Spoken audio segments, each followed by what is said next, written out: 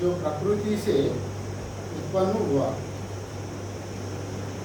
जो भूर्भुव स्व ये सभी लोग जो चतुर्विधा भुवनानि लोकों में वो नारायण ही परमात्मा ही अव्यक्त माया से उत्पन्न हुआ है, किंतु स्वरूप से नारायण हमेशा ही वो अतीत ही है, माया से लिप्त नहीं होता है। जो स्वाति दीपों वाली पृथ्वी जो ब्रह्मांड के अंतर्गत है, ये सभी में नारायण परमात्मा ही है। ये यहाँ पर इस श्लोक का अर्थ है। अभी भगवत्पाद श्री शंकराचार्य जी ने उपोद्घात भाष्य लिखा है, उसको हम लोग देखते हैं। सा भगवान सृष्टाः इदं जगत् तस्य च स्थितिं चिकीर्षुः मरीचादीन् अग्रे सृष्टा प्रजापतिं प्रवृत्तिलक्षणं धर्मं ग्रहायमासा वेदोक्तम्।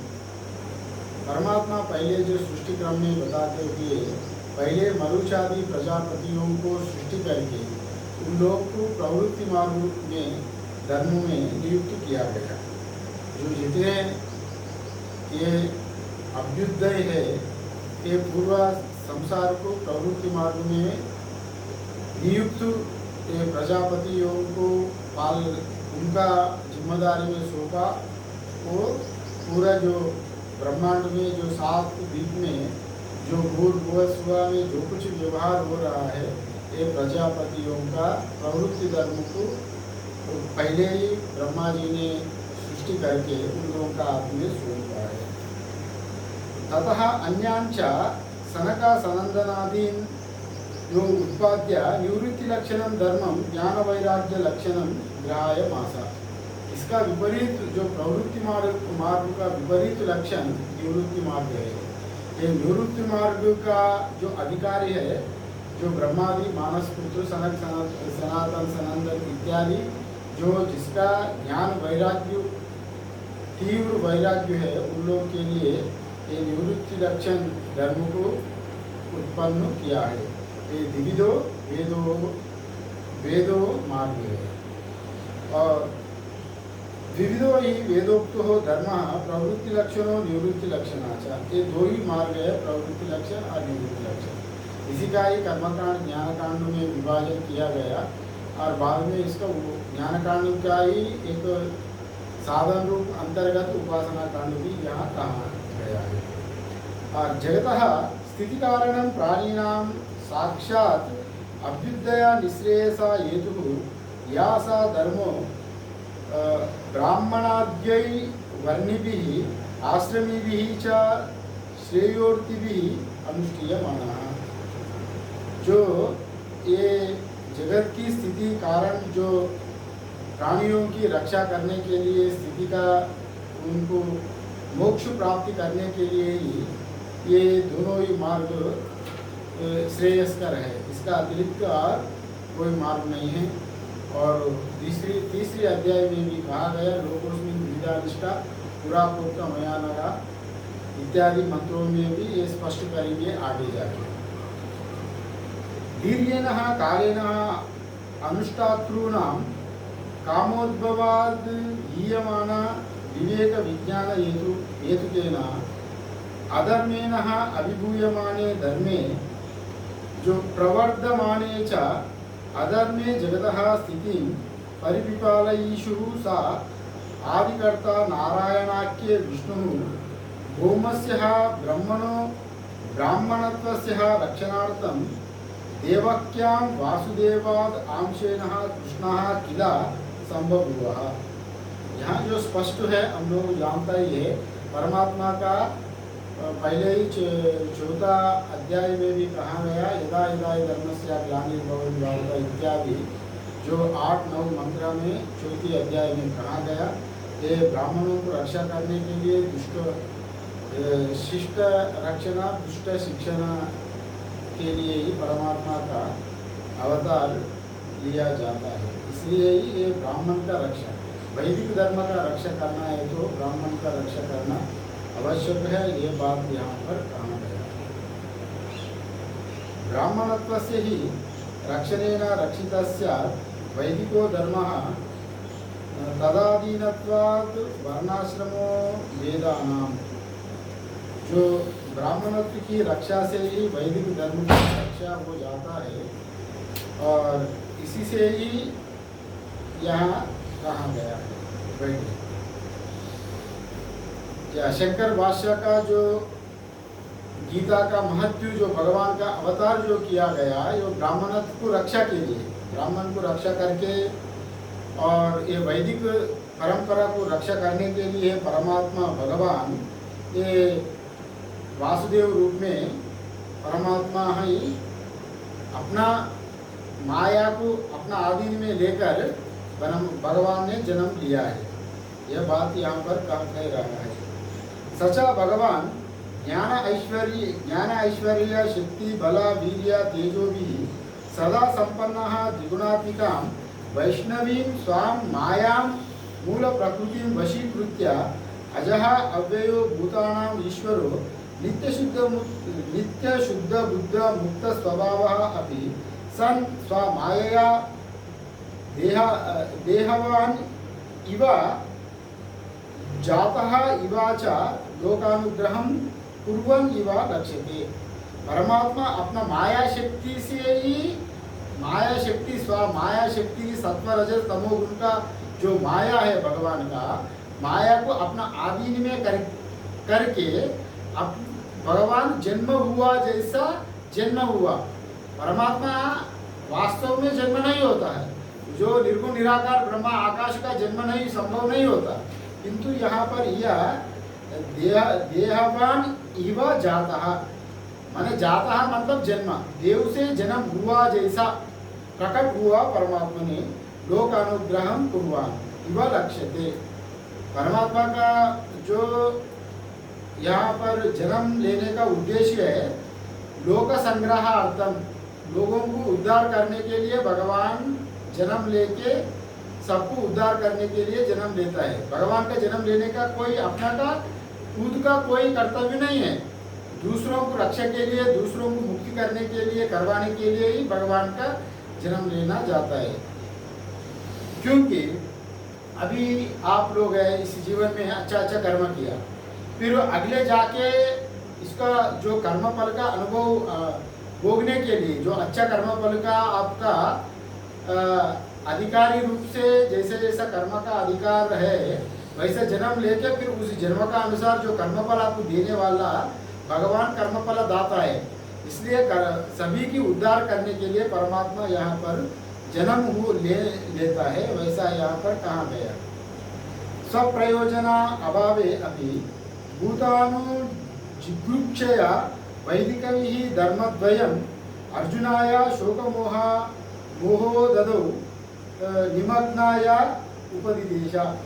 अने परमात्मा का स्वयं कोई जन्म लेने का उद्देश्य नहीं है, उनको खुद का जन्म लेके, हमारा साधारण आदमी जैसा जन्म लेके साधन करके मोक्ष पाने का भगवान का कोई उद्देश्य वैसा नहीं है।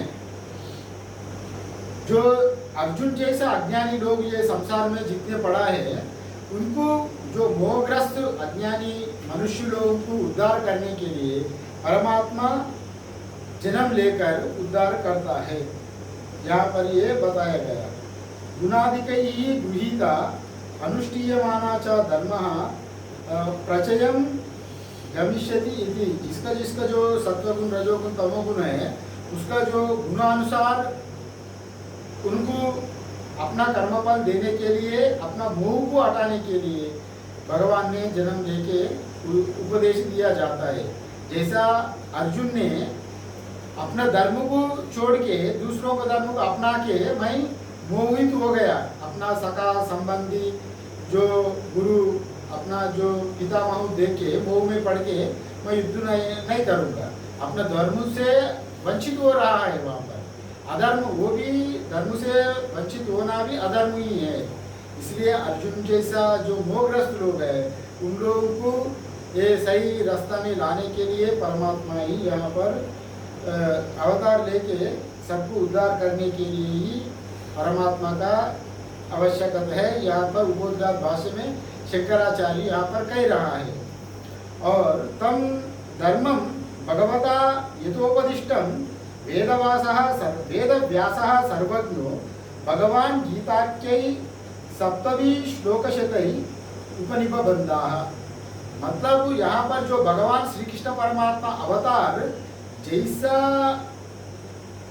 कुरुक्षेत्र युद्ध में उनका मुख में श्रीमुख से जो 700 श्लोक जो कहा गया, वैसा तैसा ही ये वेदव्यास भगवान, उनको भी भगवान कह रहा है शंकराचार्य। यहाँ पर वेदव्यास को भी भगवान करके संबोधन करके, वेदव्यास भगवान भी जैसा परमात्मा श्रीमुख से जैसा भगवद गीता आया है, वैसा कि तैसा श्री व्यासदेव जी व्यास भगवान भी 700 श्लोकों को जैसा तैसा वर्णन किया गया।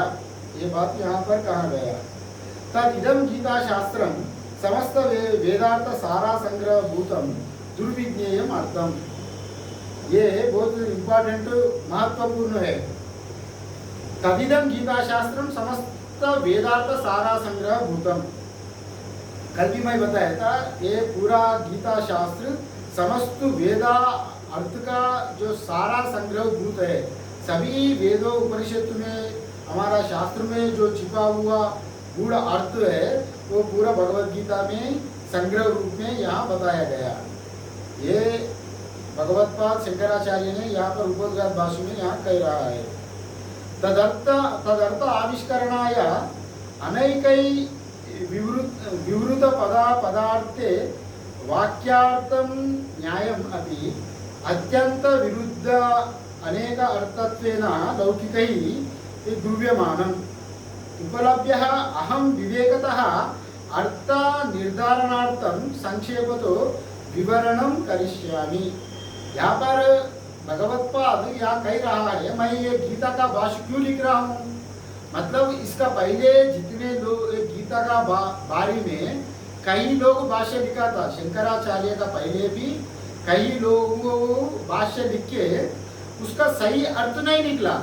मैंने भगवत गीता का भगवान का बोलने का अर्थ एक रहे तो ये द्वैतवाद, विशिष्ट अद्वैतवाद और कई लोग अलग अलग अर्थ निकला।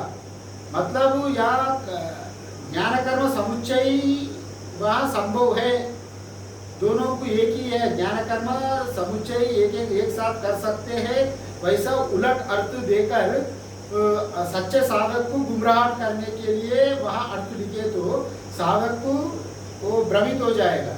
इसलिए ये सच्चे अर्थ लिखने के लिए जो विवेकतः अर्थ निर्धारणार्थम संक्षेप तो उसका ठीक विवेक से वो अर्थ का निर्धारण करने के लिए ही मैं संक्षेप से ये भाष्य लिख रहा हूँ बोल के शंकराचार्य ने कहा गया। मतलब इसका पहले जो आचार्य लोग भाष्य लिखा, ज्ञान कर्म समुच्चय दोनों एक साथ कर सकते हैं, वैसा संभव नहीं है। यहाँ ज्ञान का अलग है, कर्म का अनुष्ठान करने वाला अधिकारी अलग है।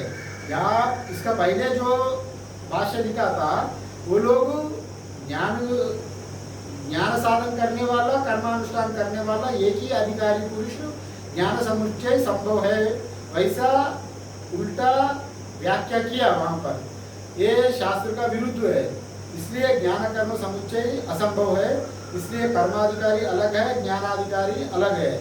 इसलिए भगवान तीसरे अध्याय में अलग अलग बताया। लोकोस्मिन् द्विविधा निष्ठा पुरा प्रोक्ता मया नघ ज्ञान योगेन सांख्यानां कर्म योगेन योगिनां इत्यादि रूप में भी परमात्मा ने वहाँ पर स्पष्ट किया गया। इसलिए वहाँ अधिकारी अलग है। वो इसका पहले जो भाष्य लिखा दोनों का अधिकार एक ही है, वैसा उल्टा अर्थ जो लिखा है इसको संशोधन करने के लिए, ठीक अर्थ बताने के लिए भगवत मैं भाष्य यहाँ संक्षेप से लिख रहा हूँ।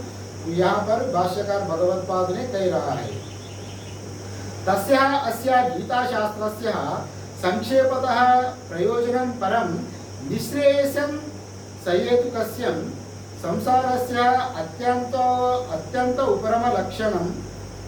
यहाँ पर जो बताया गया जो प्रयोजन क्या है, गीता शास्त्र प्रयोजन परम निःश्रेयसं सहेतुकस्य संसारस्य अत्यंत उपरम लक्षणम। निःश्रेयस को बताने के लिए, ये अभ्युदय के लिए नहीं है। इसका भगवत गीता का मुख्य उद्देश्य है निःश्रेयस। माने मोक्ष को प्राप्ति करवाने के लिए ग्रंथ है भगवत गीता। अब अभ्युदय के लिए ही नहीं, अभ्युदय मतलब संसार में रहते हुए संसार में स्वर्ग जाना और धन कमाना, पुण्य करना, पुण्य का कर्म का फल अनुभोग करना, ब्रह्मलोक जाना, ये भोग का दृष्टि का अभ्युदय के लिए ही नहीं, इसका मुख्य उद्देश्य निश्रेयस के लिए भगवत गीता का उद्देश्य है।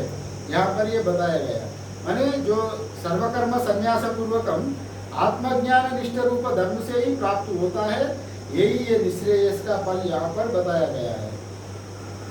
तत्च सर्वकर्म संन्यास पूर्वकाद आत्मज्ञान निष्ठ रूपाद धर्माद भवति। यहाँ पर जो सर्वकर्म संन्यास से माने अंततो गत्वा हम लोग मोक्ष को पाना है तो हम सब कुछ त्यागना ही पड़ेगा अंततो गत्वा। अभी वो त्याग बुद्धि अभी तक नहीं आया, किंतु सब छोड़ना है तो तभी मोक्ष का पाने का उपाय बताया गया। जो आदमी सब छोड़ने के लिए तैयार है वो सब पाने के लिए ही तैयार है, और कोई कुछ भी नहीं छोड़ना चाहे तो वो कुछ भी नहीं पाएंगे, और थोड़ा छोड़ेंगे तो थोड़ा ही पाएंगे। वो पूर्णता ही छोड़ेंगे तो पूर्णता ही पाएंगे, मैंने मुक्त पूरा परमात्मा को वो अपना लेंगे। वो अपना अहम ब्रह्मास्मि रूप में स्वरूप में मैं ही ब्रह्म हूँ ऐसा पूर्ण ज्ञान हो जाएगा। मैंने इसका ऊपर छोड़ने का ऊपर है, वो जितने छोड़ सकेंगे उतने पाएंगे। समझ में आया बात है? यही बात यहाँ पर कह रहा है। एवं उत्तम सही धर्म जो सुपर्याप्त ब्रह्मणा पद वेदने इति अनुगीतासु किंच अन्यदपि तत्रैव उक्तम। ये भगवत गीता में भी नहीं है, दूसरा गीताओं में भी भगवान श्री कृष्ण परमात्मा यही बात निवृत्ति धर्म वहीं पर बताया गया। यहाँ पर उदाहरण दे रहा है, अनुगीता नाम से एक गीता है, वहां पर भी वो अनुगीता में भी परमात्मा यही बात कहा गया। क्या कहा वहां पर, क्या कहा? नैव धर्मो नचा धर्मो नचैवायि शुभाशुभि या यस्य एकासने लीना तूष्णीं किंचित चिंतयन् ज्ञानम संन्यास लक्षणम इति च। वहाँ पर जो बताया गया नच धर्मी नचा धर्मी इत्यादि रूप में वो धर्माधर्म से परे हो जाता है। जैसा जो ब्रह्म ज्ञान प्राप्त करने वाला धर्माधर्म से ऊपर उठ जाता है। ये त्यज धर्मम अधर्मम च उभे सत्यानृत त्यजा उभे सत्यानृत त्यक्त्वा येन त्यजसि तत्यज। महाभारत में भी ये है, उभे सत्यानृत त्यक्ते, सत्य को भी त्यागना मिथ्या को भी त्यागना। ये धर्म ये मोक्ष मार्ग में जो निवृत्ति मार्ग में साधन करने वाला ज्ञान का लक्षण, जो मैं अच्छा काम करने वाला हूँ, मैं धार्मिक आदमी हूँ, मैं पुण्यात्मा हूँ, इसका अभिमान को भी छोड़ना। मैं पापी हूँ, मैं अधर्मी हूँ, उसका भी छोड़ देना। क्योंकि आप ना पापी है ना पुण्यात्मा है, आप आत्मा है। परमात्मा में ना पाप होता है ना पुण्य होता है। जैसा सूरज में अच्छाई बुराई सूरज को लिप्त नहीं होता, जैसा गंदा पानी शुद्ध गंगा पानी सूर्य किरणों को दूषित नहीं करता ना, वैसे ही यहाँ पर जो मोक्ष को पाने वाला सत्य मिथ्य से परे हो जाना। इसलिए नचा धर्मी नैव धर्मी नचा धर्मी नैव ही शुभाशुभी, ना शुभ है ना अशुभ है। पारमार्थिक दृष्टि से शुभाशुभ कुछ भी नहीं है। धार्मिक दृष्टि से मैं अच्छा कर्म करने वाला हूँ, मैं धार्मिक आदमी हूँ, मैं मिथ्या नहीं बोलता हूँ, मैं सत्य धारण किया हूँ, ये धर्म में होता है। मोक्ष में ये सब नहीं होता। इसलिए ये सब पहले ही अनुगीता में परमात्मा ने बताया है। यहाँ पर ये बताया, ये ज्ञानम संन्यास लक्षणम, संन्यास का लक्षण होता है ज्ञान, संन्यास का उद्देश्य होता है ज्ञान। ज्ञानम संन्यास लक्षणम यहाँ पर बताया गया। ज्ञान का लक्षण जो चिन्ह वही है संन्यास है। यहाँ पर ये बताया गया उपोद्घात भाष्य में आद्य गुरु शंकराचार्य जी का। ये बहुत इंपॉर्टेंट उपोद्घात भाष्य है भगवद गीता का ऊपर शंकराचार्य जी का। यहाँ पर ये बताया गया, यह अपि च अन्ते उत्तम अर्जुनाय सर्वधर्मान परित्याज्य मामेकं शरणं व्रज इति। सब धर्मों को छोड़कर एकमात्र मेरी शरण में आ जाओ। सर्वधर्मान परित्याज्य मामेकं शरणं व्रज अहं त्वा सर्वपापेभ्यो मोक्षयिष्यामि मा शुचा इत्यादि मंत्र 18वें अध्याय में 66 श्लोक में कहा गया। सर्वधर्मान परित्याज्य मामेकं शरणं व्रज, सभी धर्मों को, धर्माधर्म दोनों को, या सर्व मतलब धर्म अधर्म दोनों ही आता है। अच्छा बुरा सब कुछ छोड़ के मेरे शरण में आ जाओ, तभी मैं उद्धार करूंगा। ये बात परमात्मा ने वहां पर भी कहा गया। मैंने सब ज्ञान प्राप्त करना है तो सब छोड़ना ही पड़ेगा। क्या छोड़ना पड़ेगा? सर्वधर्मान, सर्व मीन्स वहाँ धर्म अधर्म दोनों ही छोड़ना पड़ेगा और केवल परमात्मा ही परमात्मा में स्थित रहना, तभी ज्ञान प्राप्ति हो जाएगा। ये निवृत्ति लक्षण का यहाँ पर बता रहा है भगवान आद्य गुरु शंकराचार्य। अभ्युदय अर्थ अपि या प्रवृत्ति लक्षणो धर्मो वर्णाश्रमान च उद्दिश्य विहिता सा देवादि स्थान प्राप्ति हेतु अपि सन ईश्वरार्पण बुद्ध्या अनुष्ठीयमानः सत्वशुद्धये भवति फलाभि संधि वर्जितः।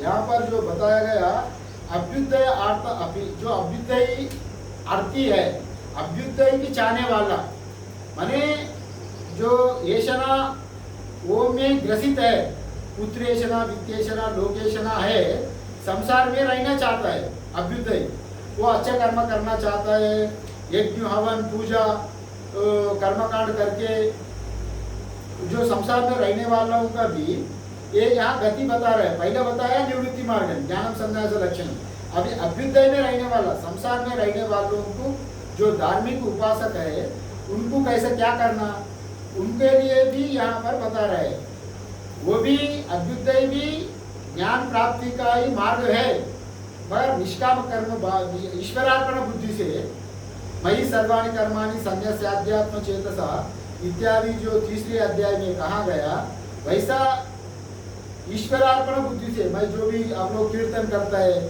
भजन करता है, भगवान का जो कीर्तन चला रहा है अभी 1-1.5 महीने से, भगवतार्पण बुद्धि से मैं अब जो कीर्तन कर रहा हूँ, मेरा घर में कामना पूरा हो, मेरा रोग निवारण हो जाए, मेरा घर में संपत्ति आ जाए, इसके लिए कीर्तन नहीं करना। जो कुछ हम लोग यत्करोसि यदस्नासि यज्जुहोसि ददासि यत् यत्तपस्यसि कौन्तेय तत्पुरुषो मदर्पणम। आप जो भी कर रहे हैं मेरे लिए करो, अपने लिए, अपना स्वार्थ के लिए मत करना, मेरे लिए करे तो वो कर्म क्या होता है, अंतःकरण शुद्धि कर देता है, चित्त शुद्धि का हेतु बन जाता है, माने ज्ञान प्राप्ति का साधन बन जाता है। अभ्युदय भी ज्ञान प्राप्ति का निश्रेयस का फल देता है। जैसा क्रम मुक्ति अभ्युदय का फल है, क्रम मुक्ति, ब्रह्मलोक जाके आप क्रम मुक्ति की प्राप्त करेंगे, तो निश्रेयस का फल अभ्युदय भी देगा जब अंतःकरण शुद्धि होने के लिए हेतु बन जाता है ये अभ्युदय। इसके लिए ही अभ्युदय का जो फलाभिसंधि वर्जिता, माने जो भी काम करता है तो स्वार्थ में ही रहना, उसमें अपना स्वार्थ के लिए कर्म नहीं करना, जो भी मैं कर रहा हूँ परमात्मा अर्पणमस्तु, ईश्वरार्पणमस्तु, कर्तृत्वाभिमान भोक्तृत्वाभिमान नहीं रखना, तभी वो अंतःकरण शुद्धि का हेतु बन जाता है। यहाँ पर यह बताया गया। शुद्ध सत्वस्य च ज्ञाननिष्ठ योग्य प्राप्ति द्वारेण ज्ञानोत्पत्ति हेतुत्वेन च निःश्रेयस हेतुत्वम अपि प्रतिपद्यते। और कोई अभ्युदय का सहारा लेके ये संसार में रहते हुए ही अगर पुत्रेषणा वित्तेषणा लोकेषणा में रहते हुए ही, संसार में रहते हुए ही निष्काम कर्म करके फल को भगवतार्पण करके और ये वैसा साधन करते हुए ये ज्ञान का अधिकारी बन जाता है, निश्रेयस का हेतु बनेगा, वैसा यहाँ पर कह रहा है। इसलिए ये द्विधो निष्ठा, ज्ञान निष्ठा कर्म निष्ठा, दोनों निष्ठा परमात्मा ने ही बताया गया, इसलिए दोनों से ही मुक्ति संभव है। और 5वें अध्याय में परमात्मा खुद बताता है, और एकम सांख्यं च योगम च यः पश्यति स पश्यति, ज्ञान योगो कृतक द्वारा प्रवदन्ति न पंडिता एकमप्य स्थितं सम्यक उभयोर्विन्दते फलम। जो कर्मयोग ज्ञान योग दोनों ही फल अंततो गत्वा फल में भेद नहीं है, साधन में भेद है। जो कर्म ज्ञान दोनों का अधिकारी अलग है, दोनों का साधन भी अलग है, किंतु फल में कोई भेद नहीं है। फल होता है मोक्ष, मोक्ष में कोई अंतर नहीं है। वो कर्म करने वाला उपासना करने वाला भी मोक्ष को प्राप्ति कर लेता है क्रम मुक्ति द्वारे ना। और ज्ञानवान जो ज्ञान मार्ग में चलने वाला उनका साध्य मुक्ति जीवन मुक्ति जीते हुए ही मुक्ति होता है। इसलिए दोनों ही मुक्ति होता है। अंततो गत्वा फल में भेद नहीं है किंतु साधन में भेद है। इसलिए ये कर्म अभ्युदय में रहते हुए भी निष्काम भाव से जो पलाशा फल को वर्जन करके फल में अपना स्वार्थ ना देखते हुए फल को जो कुछ आप कर्म कर रहे हैं परमात्मा ईश्वरार्पणम अस्तु, ईश्वरार्पण बुद्धि से अगर कर्म करेंगे तो अंततो गत्वा अंतःकरण शुद्धि होके आप ज्ञान का अधिकारी बनेंगे और उत्कृष्ट आपका पुण्य फल आपको साधना अगर आपका पास है तो कर्म में अच्छा साधना है तो आप क्रम मुक्ति द्वारे ना जो शुक्ल गति से आप ब्रह्मलोक प्राप्ति करके वहाँ पर ब्रह्मा जी द्वारा क्रम मुक्ति वहाँ पर से वहाँ भी मोक्ष प्राप्त कर लेंगे। यह बात यहाँ कहा गया। इसलिए और सच्चा साधन करना है तो अभ्युदय में भी मुक्ति पाने का यहाँ पर बताया गया। तथा च इमं एव अर्थम अभिसंधाय वक्ष्यामि। ब्रह्मण्यादाय कर्माणि योगिना कर्म कुर्वन्ति संगम त्यक्त्वा आत्मशुद्धये इति भगवद्गीता में भी कहा गया। जो ब्रह्मण्यादाय कर्माणि ब्रह्म को प्राप्त करने के लिए ही लोग कर्म करता है, माने अंततो गत्वा परमात्मा का प्राप्त करने के लिए ईश्वरोपासना भी करता है, भजन करता है, पूजन करता है, निष्काम कर्म करके अंतःकरण शुद्धि करके जो ब्रह्म को प्राप्त करने के लिए ही कर्म किया जाता है। ये बात कह रहा है। और दूसरा भी कहा गया योगिना कर्म कुर्वन्ति संगम त्यक्त्वा आत्मशुद्ध है।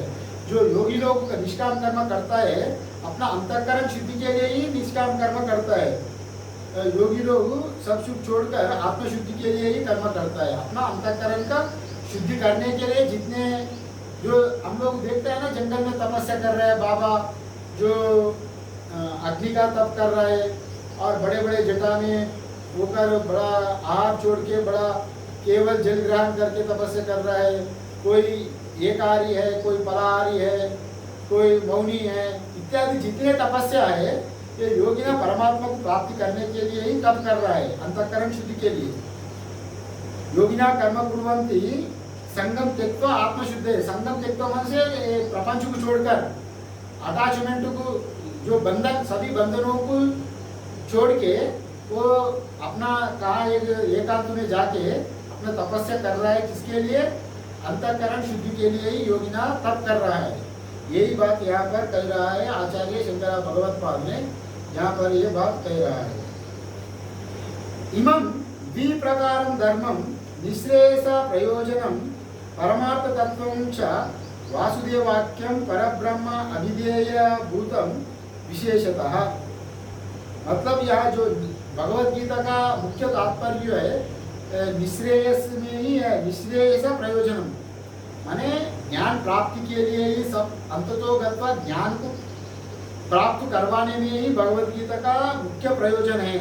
ये कर्मकांड में नहीं है ये कर्म करो, पूजा करो, स्वर्ग जाओ, ये करो, वो तात्कालिक साधन रूप में उसमें भी ठीक है, किंतु अंततो गत्वा मुख्य प्रयोजन निःश्रेयस ही है भगवत गीता का उद्देश्य। ये बार यह बताया गया। अभिव्यंजयाद विशिष्ट प्रयोजन संबंध अभिधेयवद गीता शास्त्रम। ये गीता शास्त्रम का मुख्य प्रयोजन है, ज्ञान करवाने वाला मुख्य ग्रंथ है।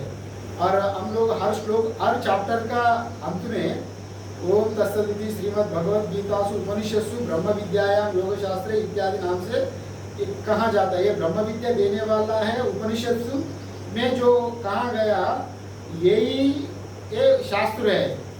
उपनिषद में जो छिपा हुआ गूढ़ार्थ है वही भगवत गीता भी प्रकट करता है। इसको भी तो उपनिषद कोटि में ही गिनती में आ जाता है भगवत गीता। इसलिए ये भी महत्वपूर्ण ज्ञान कांड में ही आता है। ये बात भगवत्पाद में कहा गया।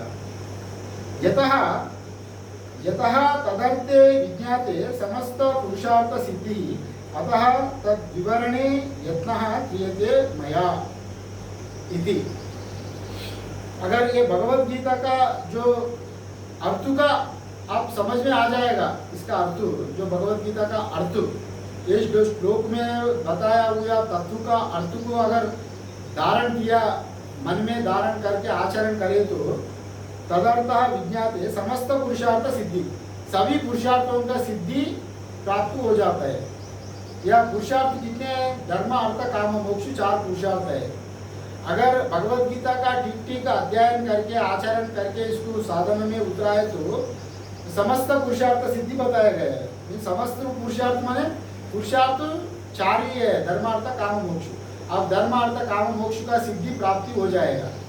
मोक्ष ही मूल पुरुषार्थ है, मुख्य पुरुषार्थ, किंतु बाकी जो गौण पुरुषार्थ का फल भी आपको प्राप्त हो जाएगा। मतलब धर्म अर्थ काम मोक्ष में आप जो चाहे तो वो सिद्धि आपको आ जाएगा। भगवत गीता का अर्थ समझिएगा। अगर एक बार आपको समझ में आ जाएगा तो मोक्ष का और बाकी गौना फल आप नहीं भी चाहता है। एक मुख्य राजा बनने, हर कोई प्रधानमंत्री बन रहा है, उनको और मिनिस्टर बनने का क्या आवश्यकता होता है, किंतु वो उच्च गति में बैठ रहे हैं। मोक्ष का ही फल अगर प्राप्त हो जाएंगे और छोटे छोटा फल ये धर्म अर्थ काम कोई किस बात का है, वो तो अपना आप ही आ जाता। अगर चाहे तो वो रख सकते हैं। कोई प्राइम मिनिस्टर बनने का बाद मैंने मुख्य फल होने का बाद अगर वो चाहे तो 2-4 मंत्री पद भी उनका साथ रख सकते हो। अगर चाहे तो मैं ये मंत्रालय मेरा आधीन में रखूंगा, उनका वो स्वाधीनता है। वैसे ही ये समस्त पुरुषार्थ सिद्धि यहाँ पर कहा गया। यथा पदार्थ विज्ञाते समस्त पुरुषार्थ सिद्धि अतः तद विवरणे यत्नः क्रियते मया। उसको विवरण करने के लिए मैं इसका जो व्याख्या करने के लिए प्रयत्न करता हूँ। ऐसा परम भगवत्पाद शंकराचार्य ने इसका भगवत गीता का भाष्य को यहाँ लिखा है। वैसा भाष्य में ये भाष्य है किसके लिए? पूरा भगवत गीता किसके लिए है? परमात्मा किसके लिए आया है? और 2 प्रकार का यहाँ पर धर्म बताया, ये अभ्युदय निश्रेयस, प्रवृत्ति मार्ग निवृत्ति मार्ग, दोनों यहाँ पर कहा गया। दोनों को निरूपण किया यहाँ पर, इसका फल बताया गया, ज्ञानम संन्यास लक्षणम, और दोनों 2 मार्ग यहाँ बताया, अभ्युदय निश्रेयस जो प्रवृत्ति मार्ग निवृत्ति मार्ग, अधिकार भेद से दोनों ही बताया गया। परमात्मा सृष्टि का पहले ही 2 मार्ग, सृष्टि काल में ही 2 मार्ग परमात्मा द्वारा ये प्रकट किया गया। माने जो मरीचादि प्रजापतियां है उन लोगों के लिए प्रवृत्ति मार्ग यहाँ पर परमात्मा ने इसको सृष्टि करके मरीचि आदि प्रजापतियों को उसको नियुक्त करके तुम ये पूरा 7 भुवन, जितने चतुर्विध भुवनानी जो सप्तखंड में प्रवृत्ति मार्ग को चलाने के लिए मरीचि आदि प्रजापतियों को नियुक्त किया गया। उनके बारे में प्रजापति भी ब्रह्मा जी, कई प्रकार का ब्रह्मा जी रहता है, एक लोक का एक ब्रह्मा जी, सभी लोगों को ब्रह्मांड का कई ब्रह्मा जी रहता है तो सृष्टि पालन करने के लिए। तो प्रवृत्ति मार्ग से ये सृष्टि की चलाने के लिए ये ब्रह्मा जी लोगों को नियुक्त किया गया। ये ब्रह्मा विष्णु महेश्वर भी निर्गुण निराकार का ब्रह्मा का ही नियुक्त किया गया। ईश्वर द्वारे ना, जो ईश्वर ही ये ब्रह्मा विष्णु महेश्वर को बना के ये सृष्टि करने के लिए, पालन करने के लिए, संहार करने के लिए ब्रह्मा विष्णु महेश्वर को, वैसा जो परमात्मा ही द्वार से ही यह बनाया गया क्रम। ब्रह्मा विष्णु महेश्वर अलग नहीं है प्रवृत्ति मार्ग चलाने के लिए। और जो निवृत्ति मार्ग में इसको आगे बढ़ाने के लिए सनक सनंदन सनकादि महा जो तीव्र विवेक वैराग्य है, जो पूर्णता विराजी लोग विवेक बुद्धि वालों के लिए एक निवृत्ति मार्ग, ज्ञानम संन्यास लक्षणम इत्यादि यहाँ पर दोनों मार्ग यहाँ पर बताया गया। और दोनों मार्ग से ही मोक्ष संभव है, मुक्ति दोनों मार्ग के लिए ही मोक्ष संभव है। और जो भी चुन लीजिए आप, ज्ञान को जिसका अधिकारी है, ज्ञान का अधिकारी, वो श्रवण करके मनन करके निधिध्यासन करके परमात्मा का प्राप्त कर सकता है। और जिसका ज्ञान प्राप्त करने का अधिकारी नहीं है, तभी वो थोड़ा नीचे उतर के ईश्वरार्पण बुद्धि से पत्रम पुष्पम फलम तोयम यो मे भक्ता प्रयच्छति इत्यादि रूप से परमात्मा का पत्र फूल पुष्प भजन कीर्तन इत्यादि रूपों में नवविध भक्ति में जो कहा गया और निष्काम कर्म से ईश्वरार्पण बुद्धि से कर्म करते हुए ही संसार में अंतःकरण शुद्धि करके और अपना जो साधन करते हुए ही जब जीव शरीर छोड़ेंगे तो क्रम मुक्ति मार्ग शुक्ल गति से क्रम मुक्ति से ब्रह्मलोक जाके वहाँ ब्रह्मा जी द्वारा अंततो गत्वा ज्ञानादेव कैवल्यम ज्ञान द्वारा से ही मोक्ष को प्राप्त कर लेता है। अभी वहाँ जाके भी ब्रह्मा जी द्वारा ज्ञान प्राप्त करके वहाँ भी पुनर्जन्म नहीं होगा। ये बात यहाँ पर बताया गया। पूरा भगवद गीता यही बात बताने वाला है। अभी जो प्रथम अध्याय है अर्जुन विषाद योग, अर्जुन विषाद योग में जो बताया गया है ये उपोद्घात है भगवद गीता का 18 अध्याय में। ये पहले अध्याय है। शंकराचार्य इसमें भाष्य नहीं लिखा क्योंकि ये अर्जुन ने मोहग्रस्त होकर युद्ध में ये अच्छा बुरा देखने लगा, उसका वो संशय आ गया, मोहित हो गया, तो उसी का ऊपर भगवत्पाद ने भाष्य नहीं लिखा और भगवत्पाद भाष्य लिखा दूसरा अध्याय 11वीं श्लोक से शंकराचार्य भाष्य उपलब्ध है। और हम लोग पूरा इसका जो प्रथम अध्याय में से लेकर धर्म क्षेत्र कुरुक्षेत्र से लेकर हम लोग शुरू करेंगे, किंतु हम लोग वो भी समझना है ना, वो भी इसका अंग ही है। प्रथम अध्याय बिना अर्जुन को अगर मोह नहीं हुआ तो उसको भगवद गीता ही नहीं होती थी। इसलिए ये उपोद्घात का भी ये प्रथम अध्याय से भी इसका भी महत्वपूर्ण है। क्या अर्जुन को मोह किसके लिए आया, वो युद्ध में क्यों नहीं जाना चाहता है, उसको ममत्व बुद्धि कैसा आया, आचार्य पुत्र पितामह अपना साला सखी संबंधों को देख के अपना धर्म से वंचित क्यों हो रहा है, ऐसा मोह क्यों हुआ अर्जुन को, ये पूरा बात प्रथमोध्याय में कहा गया। उसको हम लोग रोज देखेंगे और इसी का जो है और हर दिन कुछ श्लोक हम लोग इसका विचार करेंगे। और कल निर्जला एकादशी है, कल निर्जला एकादशी है, कल पाठ नहीं होगा, परसों होगा क्योंकि कल मैं व्रत रखूंगा और उपवास रहेंगे तो फिर पाठ करने चलाने में थोड़ा दिक्कत होगा। परसों फिर क्लास होगा, ठीक है ना। परसों गीता जी 4 बजे आ जाना, 4 से 5 वैसे ही, और 1 घंटा चलाएंगे आज, क्योंकि आज का उपोद्घात भाष्य में संक्षिप्त में कहा गया है, इसको विवरण नहीं कहा। क्योंकि आप लोग क्या है ना, प्रथम ये गीता का श्रवण कर रहा है और ये उपोद्घात का ही हम लोग वाक्य करते ही आप लोग को थोड़ा बहुत शंका बोर आ सकता है। इसलिए हम लोग संक्षेप से इसका व्याख्या किया गया। जब समय मिले तो आप उच्च अधिकारी जब बनेंगे तभी इसका एक एक वाक्य से लेकर गहराई से चिंतन मनन करेंगे।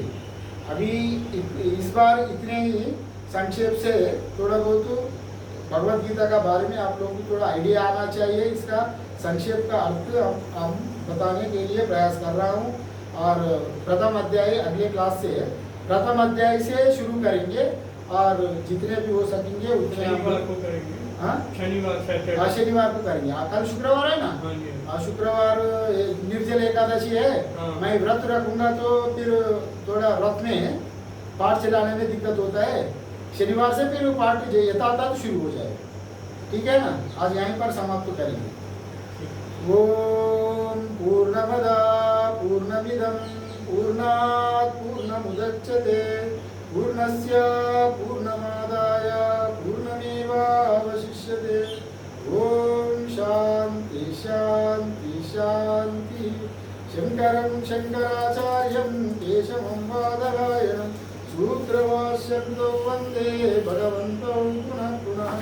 ईश्वरो गुरुरात्मेति मूर्तिभेदाविभागिनि व्योमवद्व्याप्तदेहाय दक्षिणामूर्तये नमः। ओम शांति शांति शांति। हरि ओम तस्मै श्री कृष्णार्पणमस्तु।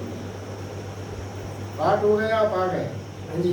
अभी गीता का अभी हम लोग रोज 1 आध घंटा यहाँ पाठ चला रहे हैं। कितने कितने बजे तक? 4 बजे से 5 बजे तक। 4 बजे तक। हाँ, अभी हम लोग कल से शुरू किया। अच्छा। ये श्रोता लोग अभी कम आ रहा है, कीर्तन में जा रहा है ना। हाँ जी, हाँ जी। इसलिए श्रोता लोग थोड़ा कम आ रहा है। हाँ जी, हाँ जी। और बढ़ेंगे, श्रोता लोग बढ़ेंगे तो